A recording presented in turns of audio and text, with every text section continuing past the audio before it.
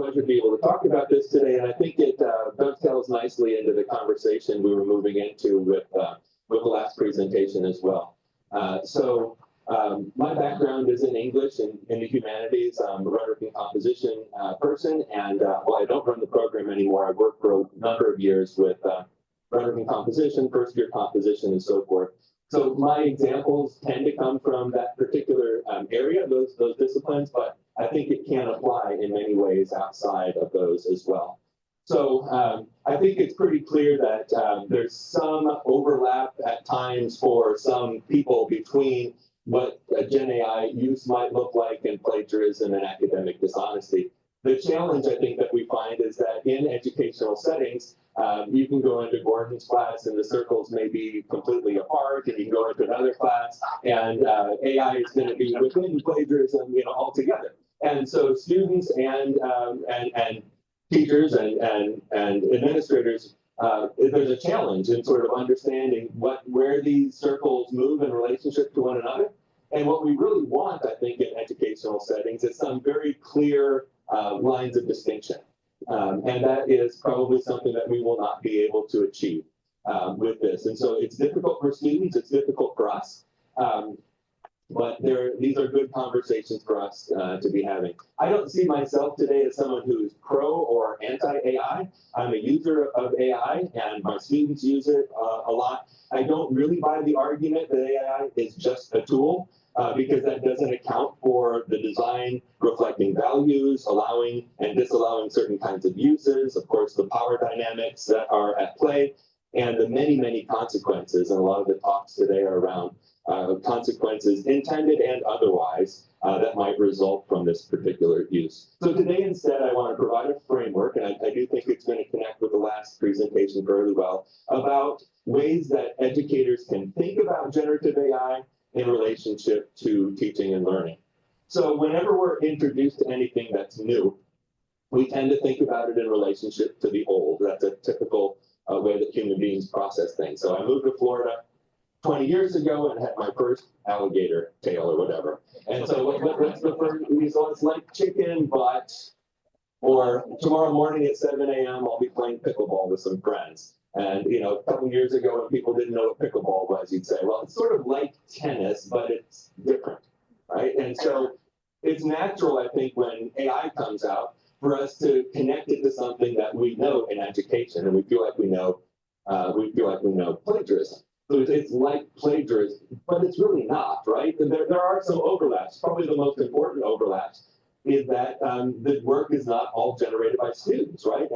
And faculty are concerned about how it might threaten or undermine learning. It certainly can create a culture of suspicion and secrecy and detection, and lots of debates about the ethics and different things there. But there's important differences too, right? The confidence levels, and probably most importantly, that there are contexts outside and inside education where AI is encouraged.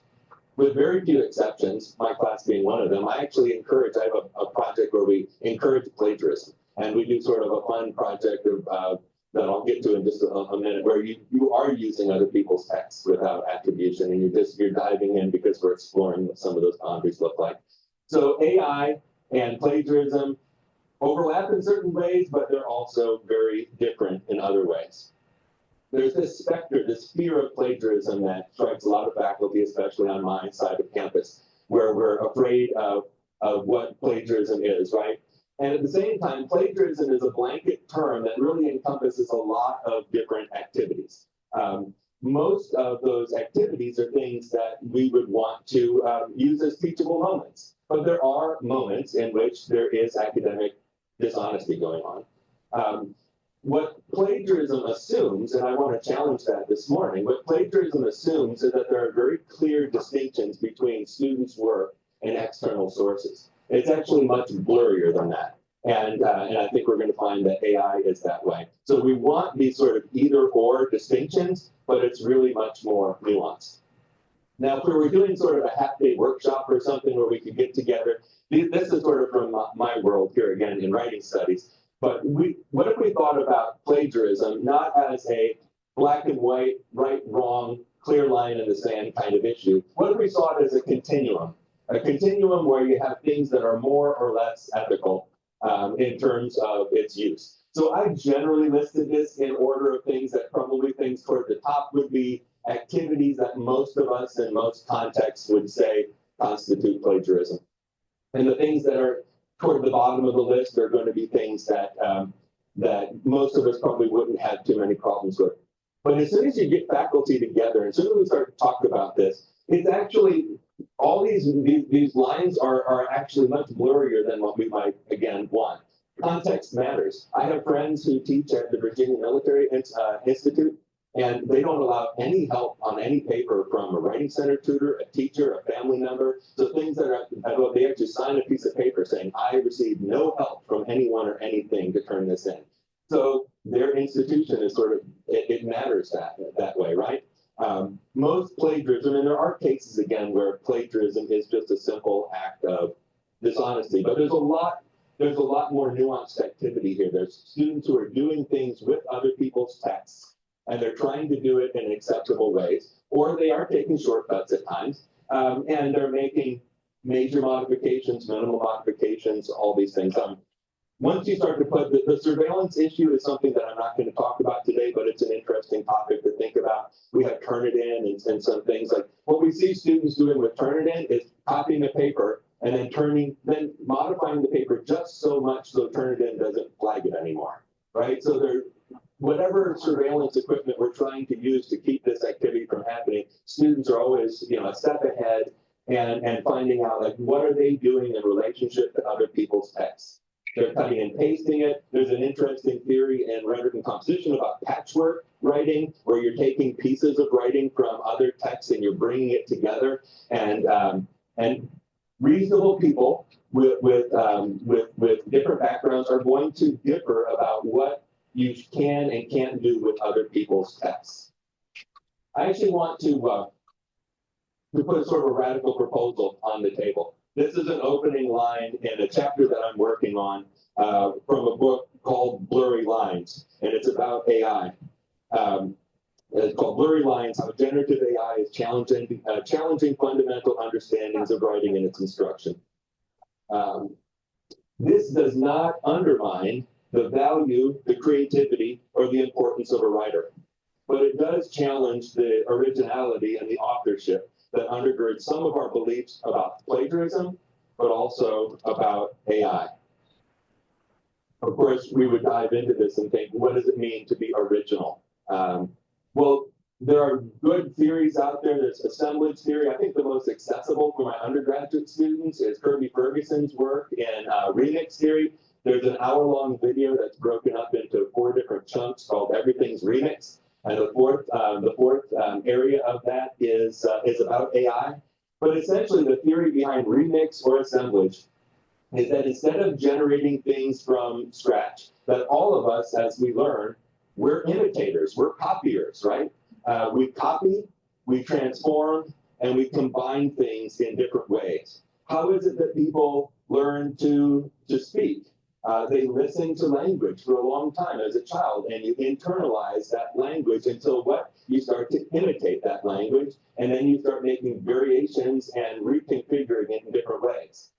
What about at a professional level, or maybe the first time you write a grant proposal? How do you learn to write that grant proposal? You usually learn that by reading successful grant proposals, not to copy them and plagiarize, but because you're trying to internalize what the generic conventions are of that particular piece of writing. And so our learning is about remix. Learning is about copying. Learning is about taking other people's ideas. And we don't always attribute those things. We couldn't attribute all of those things. One of my favorite stories, I don't know if any of you all had a chance, last year we brought in one of our very successful creative writing graduates, Kava Akbar, and he's a poet, and he's put out a work of fiction. And so in describing how he shifted between poetry and fiction, he told students about what his diet was for the last 3 to 5 years. And when he talked about his diet, he read 2 novels and watched 5 movies a week for 3 years. not to copy the dialogue, not to copy characters. What he was doing is he was filling his mind with fiction because he was immersed in the world of poetry for so long. He wanted to basically, and this you'll probably see where I'm going with this, he's sort of training his large language model when he's doing this, right? So everything that we hear from and read from early childhood on, we're filling our minds with text, either visual text, audio text, written text, and we're doing that in order to, on some level, copy, transform, and combine. One of the important things about having students read complex texts is that if they just fill their mind, and I'm not completely against TikTok or Twitter or all these things, but if all they're filling their minds with are very simple, short texts, they don't know how to produce longer, more complicated texts. So even to the earlier question about literature reviews and whether or not the human needs to be reading those things, if our graduate students, if junior faculty, if undergraduate students aren't reading and thinking about and processing longer, more difficult texts, how are they going to be able to produce those kinds of longer, more difficult texts? Because in part, we're all copying, but we're not plagiarizing. We're copying in that we're filling our minds with good texts, and we are transforming those texts for different audiences and different contexts, and then we are representing them, sometimes with attribution, because you can give quotation marks and you can give summary, paraphrases and summaries, and we have MLA and APA and Chicago style and all those things. But I would suggest that even the other words that are not in quotes, that are not summarized, they're all coming from somewhere, right? And it's probably not from ourselves and so out of the blue. I couldn't tell you how many books, articles, journals, podcasts I've been reading and listening to so much for about 2 years on this Gen AI issue because it's so interesting to me. I could not attribute all the sources that I've ever listened to. Am I purposefully copying and reproducing someone else's work in order to claim that as my own? Of course not. I mean, it could be, but I'm not. But I couldn't point back to every source that I've ever read or listened to. Plagiarism, the way we construct plagiarism, assumes that we can draw these very clear lines between what's mine and what's somebody else's. Musicians, you can look at this with artists, and this comes from the Kirby Smart Everything's a Remix. And of course, I want to live in a society in which artists, writers, musicians, they can make money from their work. It's important for them to be able to claim intellectual property. But an honest musician, an honest artist, an honest writer will acknowledge that everything comes from somewhere. So what do good musicians do? They listen to all kinds of music. They listen to old music, they listen to new music, they listen to electronic music, they listen to blues, they listen to everything. Not to copy it, but because they're filling their brain with all the kinds of combinations of sounds and lyrics and patterns and all these things. Music is, art is, design is. You talk to architects, you can talk to people all across the different fields. And if we're really honest about it, we're all copying.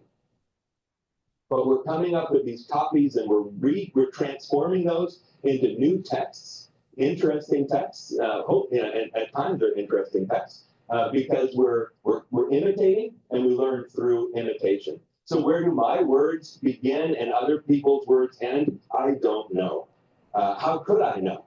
What does this mean for intellectual property? What does this mean for authorship? What does this mean to say, this is my work when I go up for tenure, when I put my article in for publication? We have those conventions, but those conventions are constructed and they are, those lines are much blurrier than we like to imagine. So you can see where I'm going to go, I hope, with Gen AI being the same way. What we really want in education are some very clear lines. Students, we're surveying students to find out what they want, and they say, please be clear. Tell us what we can do. Give us some really clear-cut lines what we can do. But we can't always do that, right? Because what we don't want to do is interfere with the different ways that people in different disciplines and at different levels are thinking about using AI. So we want these things, but the use of Gen AI is so huge, right? There's so many ways, and we've heard a couple ways already this morning. I'm sure you're experimenting with other ways. where it's being used. Some of them, yes, it's academic dishonesty, and we need to be clear to students about when, what those moments are. But most of it, I hope, are teachable moments where we can think about what's going on and why it's going on. We want these clear distinctions, but we're not going to get them. So we can do the same thing here again. If we had like a workshop, I'd give you all one of these things and have you line up across the room and say, move to the place that is more or less ethical with some of these uses. And you can think of ways in your own field that this might play out. Again, this is more from the field of writing. But I want to blur these lines again even more. I think there was an original, like when I was reading about AI from an English teacher perspective a year or two ago, there was a sense that I could always say, okay, AI use was me going over to ChatGPT saying, write this paragraph, and then I cut and paste and put it into my text. Okay, that's a question of whether or not that's acceptable. We can talk about that in certain kinds of contexts. Now that AI is getting integrated into the tools that we use, let me ask you a different kind of question. What if I wrote, and I'll show you this later, what if I wrote a paragraph and then I had ChatGPT write a paragraph and I put them side by side? And then I changed my paragraph in some ways. Maybe it was included, maybe it wasn't. What if I'm using Copilot, which I do now, I have that on my Word document, and what if I pull up a couple extra ways that I might phrase a sentence? I don't use any of those three options that they give me directly, but I'm certainly considering them. And maybe it's something about the structure, or maybe it's a word I like or don't like. If I'm using it in that context, am I really, there's not this clear distinction. On some level, we want to say, well, we can cite ChatGPT just like we cite a source from an academic journal. But that assumes that you can draw a clear line of distinction between my work and ChatGPT's work. My work, and Claude is the one that I tend to prefer, but I use ChatGPT because most of my students do as well. So when we get into this, there aren't these really clear lines, and different people in different contexts around the academy and different professions and so forth are going to find different ways. So here's the dilemma that we're in, right? The students want there to be some kind of really firm line. We're saying it can't be that firm. It's a lot more relative.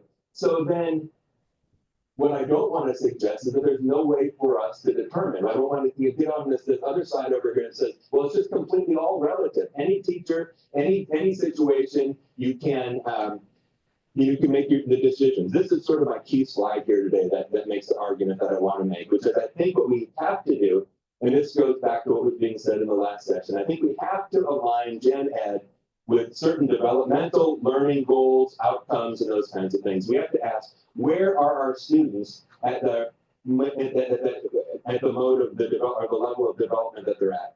My wife, for years, was a middle school math teacher. So one of the big questions within their discipline was if and when you use calculators. And they debated that because they want students to learn developmentally how to do the long division.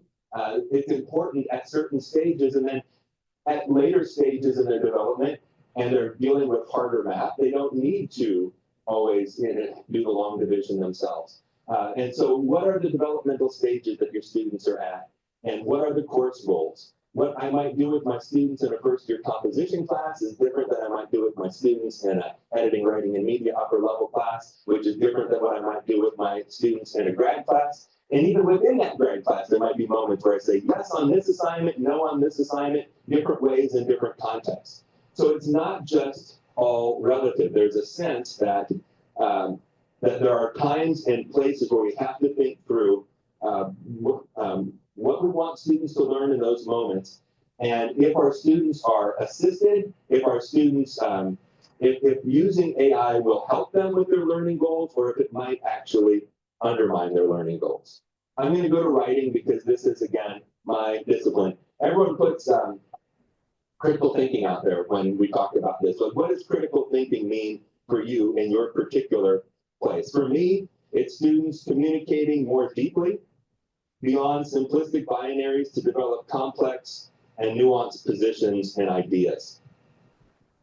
And so I have to ask myself, will using AI in a particular place encourage that kind of critical thinking? And it can in some contexts, I believe, and it could undermine them in another context. One of the other things that I also like a lot, whoops.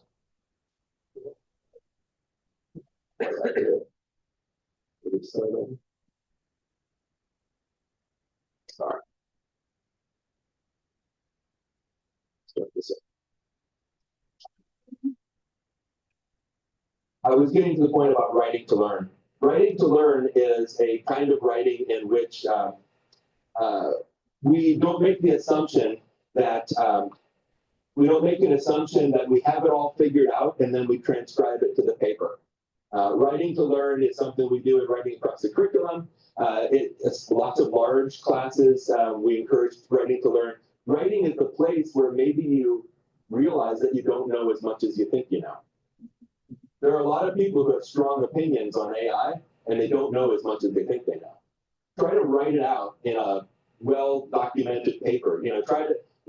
Writing to learn is that investigation. It's the place where we are, where we're trying to look at what some of our false assumptions are, where we're trying to connect things logically, where we're providing different kinds of evidence and support. So writing to learn is such an important part of writing for me. There's other things, self-assessment, all these other things, but in terms of what AI is doing, I want to figure out to what extent these will help me with writing and would help my students with the writing, or at what points they're going to undermine the writing.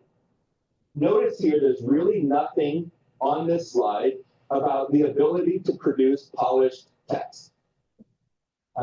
If our goal is for students to produce polished text, AI can do good work in that area. Better work than it did a year ago or 2 years ago, and it's getting better. The important part of thinking through this is where our students are and what they need to be able to learn in order to get to the points of development that we want. For me, the polished text is a product of that learning. And if that product isn't there, then, or the product is there, but the learning isn't, then I think AI has undermined that particular value. A metaphor that I come back to regularly is that of strength and working out. Another favorite, it would be something like a musician who plays their instrument, right? What we do when we're working out our muscles, whether you walk or jog or play pickleball or do whatever you do, we're putting our muscles under stress in controlled environments for specific reasons. And we want that stress. We want that controlled stress. In fact, as I'm getting older and I go to the gym now, I use machines to help me because I'm not good with free weights. I'm weaker than I used to be, and it protects me, right? It guides me. It lets me control the resistance. If I can't lift something, I don't have to worry about dropping something and hurting myself, right? The same thing is true with stress of the mind, right? We want students to grow stronger, and they need controlled stress environments for them to actually get stronger as thinkers and writers. So ideally, education is a safe place for controlled and supported stress in order to strengthen students, right? So I often see the advertising around AI as relieving mundane or repetitive tasks, which again, I think that makes sense. I was talking to people earlier at breakfast about letters of recommendation, or we talked about like article reviews, some of these things. You ask yourself, what are the mundane tasks that we might do? And that makes sense. But I also want to warn us that what's mundane for us might not be for other people, right? So there's a lot of claims out there that the college essay needs to go away, the death of the college essay. You see articles like this. And what they're saying in part is that the pieces of writing that are produced in that particular environment aren't particularly interesting or good. And so Gen AI could probably produce a better paper than what our freshman students can do at times. Or a different example, I have an opportunity. I work with the AP English Language and Composition exam. And this summer, I'll be convening 3,000 teachers to read 1.6 million essays in about a week and a half. About 1% of those papers will be interesting. So we can say, let's get rid of that. But that's a really important developmental stage for those students. In composition, I've read 5,823 essays on the legalization of marijuana. Not one of them is original or interesting. But it could be a really important moment for them to be engaging in putting their voice into a conversation with other voices, trying to understand the research, synthesizing those ideas and asserting themselves, because we're trying to, again, move away from that sort of binary either or thinking to like establishing a more nuanced position, something that has research to back it up. And they may not be good, but it's good for education.